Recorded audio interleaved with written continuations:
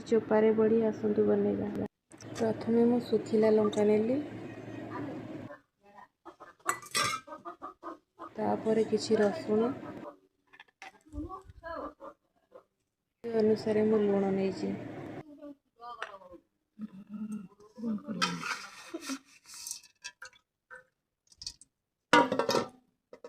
तापर मु किछि अल्प बिरी आउ ता चोपा को बाटे नहीं।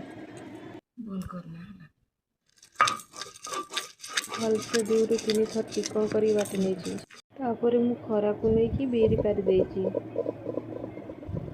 आपण माने बिरी रे बड़ी खाइछंती किंतु चोपारे बड़ी खाइछंती कि कमेंट रे जणातु।